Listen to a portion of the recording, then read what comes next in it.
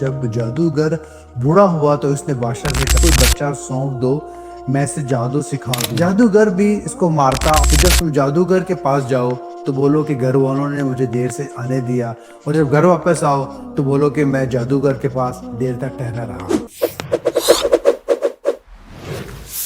بسم اللہ الرحمن الرحیم۔ آج کے ہم مسلمان بڑے خوش قسمت ہیں کیونکہ ہمیں اپنے ایمان پر رہنے کے لیے وہ آزمائشیں نہیں دینی پڑتی جو ہم سے پہلے لوگ دے چکے ہیں۔ آج ہم اگر نماز صحیح طرح پڑھ لیں، اپنے باقی دین کے فرائض پورے کر لیں تو اللہ تعالیٰ سے امید ہے کہ ہم اللہ تعالیٰ کی طرف سے بخشش کے طلبگار بن جائیں گے۔ بادشاہ اور ایک بچے کا قصہ جو آپ نبی کریم صلی اللہ علیہ وسلم نے اپنی ایک حدیث میں بتایا ہے۔ جب صحابہ پر کفار کی طرف سے بہت زیادہ ظلم ہونے لگا تو انہوں نے آپ نبی کریم صلی اللہ علیہ وسلم سے شکایت کی، تو آپ نے فرمایا کہ تم سے پہلے لوگوں پر اس سے بہت زیادہ ظلم ہو چکی ہے۔ تو مسند احمد میں حدیث جو ہے رسول اللہ صلی اللہ علیہ وسلم نے فرمایا کہ پہلے زمانے میں ایک بادشاہ تھا، اس کے ہاں ایک جادوگر تھا۔ جب جادوگر بوڑھا ہوا تو اس نے بادشاہ سے کہا کہ میں اب بوڑھا ہو گیا ہوں اور میری موت کا وقت قریب آ رہا ہے، مجھے کوئی بچہ سونپ دو، میں اسے جادو سکھا دوں۔ چنانچہ ایک ذہین لڑکے کو وہ تعلیم دینے لگا۔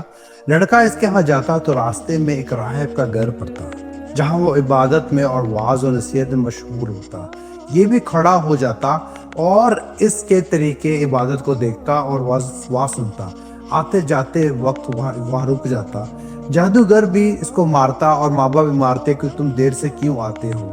چنانچہ اس نے یہ شکایت کی راہب سے کہ مجھے یہ مسئلہ ہو گیا ہے، میں کیا کروں؟ راہب نے بولا کہ تم ایسا کرو کہ جب تم جادوگر کے پاس جاؤ تو بولو کہ گھر والوں نے مجھے دیر سے آنے دیا، اور جب گھر واپس آؤ تو بولو کہ میں جادوگر کے پاس دیر تک ٹھہرا رہا۔ یوں ہی ایک زمانہ گزر گیا کہ ایک طرف وہ جادو سیکھتا اور دوسری طرف کلام اللہ اور دین اللہ سیکھتا۔ ایک دن یہ دیکھتا ہے کہ راستے میں ایک زبردست ہیبتناک سانپ پڑا ہے جس نے لوگوں کی آمد و رفت بند کر رکھی ہے۔ ادھر والے ادھر نہیں جا سکتے اور ادھر والے ادھر نہیں آ سکتے، سب لوگ پریشان کھڑے ہیں۔ اس نے اپنے دل میں سوچا کہ آج موقع ہے کہ میں امتحان لوں، راہب کا دین اللہ کو پسند ہے یہ جادوگر کا۔ اس نے ایک پتھر اٹھا کر اور یہ کہہ کر اس پر پھینکا کہ اے اللہ، اگر تیرے نزدیک راہب کا دین جادوگر کی تعلیم سے زیادہ محبوب ہے تو اس جانور کو اس پتھر سے ہلاک کر دے تاکہ لوگوں کو اس بلا سے نجات مل جائے۔ پتھر لگتے ہی وہ جانور ہلاک ہو گیا اور لوگوں کا آنا جانا شروع ہو گیا، اور پھر لڑکے نے جا کر راہب کو خبر دی۔ اس نے کہا پیارے بچے، آج کے دن تو مجھ سے افضل ہے، اب اللہ کی طرف سے تیری آزمائش ہوگی، اگر ایسا ہوا تو لوگوں سے میرے بارے میں ذکر مت کرنا۔ اب اس بچے کے پاس حاجت مند لوگوں کا تانتا لگ گیا۔ اس کی دعا سے مادر زاد، اندھے، کوڑے، جزامی اور ہر قسم کے بیمار اچھے ہونے لگے۔ بادشاہ کے ایک نبینا وزیر کے کان میں جب یہ بات پڑی، وہ بڑے تحائف لے کر حاضر ہوا اور کہنے لگا کہ مجھے شفا دے تو یہ سب تحفے تجھے دے دوں گا۔ اس نے کہا کہ شفا میرے ہاتھ میں نہیں ہے، میں تو کسی کو شفا نہیں دے سکتا، شفا دینے والا صرف اللہ واحد ہے، لا شریک ہے۔ اگر تو اس پر ایمان لانے کا وعدہ کرے تو میں دعا کرتا ہوں۔ اس نے اقرار کیا، بچے نے اس کے لیے دعا کی، اللہ نے اسے شفا دے دی۔ وہ بادشاہ کے دربار میں آیا اور جس طرح اندھا ہونے سے پہلے کام کرتا تھا اسی طرح کام کرنے لگا۔ اس کی آنکھیں بالکل روشن تھیں۔ بادشاہ نے تعجب سے پوچھا کہ تمہیں آنکھیں کس نے واپس کر دی؟ تو اس نے بولا کہ میرے رب نے کر دی۔ بادشاہ نے کہا ہاں، یعنی کہ میں نے تمہیں آنکھیں واپس دی ہیں۔ وزیر نے کہا نہیں، اس رب نے جو تمہارا اور میرا رب ہے۔ بادشاہ نے اس کی مار پیٹ شروع کر دی اور بولا کہ تم میرے علاوہ کسی اور کو خدا کیسے مانگتے ہو، اور پوچھنے لگا کہ یہ کیسے ہوا۔ جب اس نے ماجرا بیان کیا تو بادشاہ نے بولا کہ بچے کو پیش کیا جائے۔ بچہ جب حاضر ہوا تو بادشاہ نے اس کو طنزیہ انداز سے کہا کہ اب تم نے جادو سیکھ لیا ہے اور تم اپنے آپ کو رب کہنے لگے ہو، اور تم اپنے جادو کے بل پر لوگوں کو ٹھیک کرتے ہو اور ان کو صحت دیتے ہو۔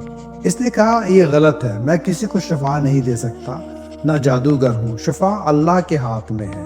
وہ کہنے لگا اللہ وہی اللہ جو تیرا اللہ اور میرا اللہ ہے۔ بادشاہ نے کہا پھر تو میرے سوا کسی اور کا رب مانتا ہے؟ تو اس نے کہا کہ میرا اور تیرا رب اللہ ہے۔ اس نے اب اس بچے کو طرح طرح کی سزائیں دینی شروع کر دی، یہاں تک کہ راہب کا پتہ لگا لیا اس سے، اور راہب کو بلا کر کہا کہ اسلام کو چھوڑ دو۔ اس نے انکار کیا تو بادشاہ نے اسے آرے سے چلوا دیا۔ پھر اس نوجوان لڑکے سے کہا کہ تو بھی دین اسلام سے پھر جا۔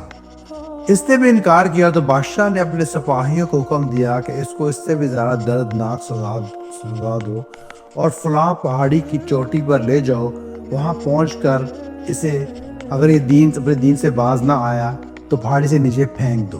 چنانچہ سپاہی اسے پہاڑ کی چوٹی پر لے گئے۔ جب اسے دھکا دینا چاہا تو اس نے اللہ سے دعا کی کہ اے اللہ، جس طرح تو چاہے مجھے ان سے نجات دلا دے۔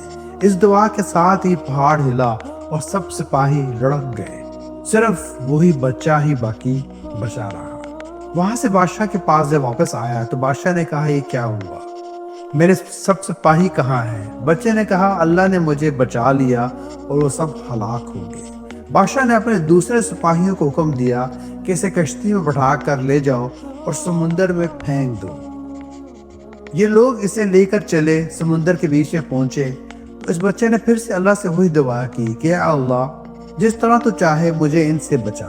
دعا کے ساتھ ہی موج اٹھی اور سارے کے سارے سپاہی سمندر میں ڈوب گئے، صرف وہی بچہ باقی بچا۔ پھر وہ بادشاہ کے پاس آیا اور کہنے لگا میرے رب نے مجھے بچا لیا، اور اے بادشاہ، تو چاہے کتنی ہی تدبیریں بھی کر لے تو مجھے ہلاک نہیں کر سکتا۔ صرف ایک صورت ہے، جس طرح میں کہوں اگر تو اس طرح کرے تو میری جان نکال سکتا ہے۔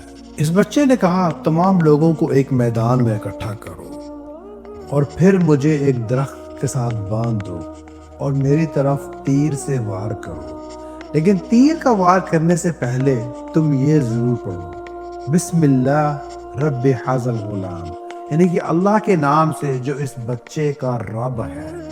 یہ پڑھ کر میری طرف تم تیر پھینکو، وہ مجھے لگے گا اور میں مر جاؤں گا۔ بادشاہ نے یہی کیا، تیر بچے کو لگا اور بچے کی جان نکل گئی۔ چاروں طرف سے یہ آواز بلند ہونے لگی، ہم اس بچے کے رب پر ایمان لاتے ہیں۔ یہ حال دیکھ کر بادشاہ کے ساتھی بڑے گھبرائے اور کہنے لگے ہم تو اس بچے کی ترکیب سمجھے ہی نہیں، دیکھیے اس کا اثر کیا پڑا ہے۔ سب لوگ دین اسلام میں داخل ہو گئے۔ ہم نے تو اسے اس لیے قتل کیا تھا کہ کہیں اس کا مذہب پھیل نہ جائے، لیکن جو ڈر تھا سامنے آ ہی گیا اور سب مسلمان ہو گئے۔ بادشاہ نے کہا اچھا تو اب یہ کرو کہ تمام محلوں اور گلیوں میں خندقیں کھدوا دو اور وہاں لکڑیاں پھینک دو اور آگ لگا دو، اور پھر جو کوئی اللہ کے دین سے نہیں واپس آتا تو اس کو اس میں جلا دو۔ مسلمانوں نے بڑے صبر کا مظاہرہ کیا اور اللہ کے لیے اپنی جانیں دے دی۔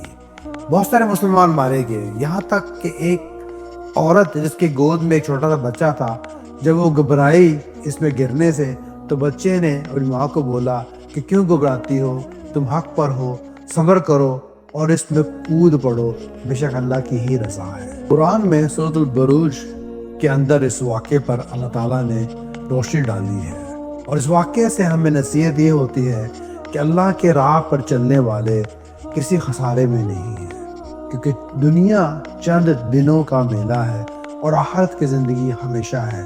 یہ لوگ جو اللہ کی راہ میں مارے گئے بے شک وہ کسی خسارے میں نہیں ہیں، کیونکہ ہمیشہ کی زندگی تو اس زندگی کے بعد ہی شروع ہونے والی ہے۔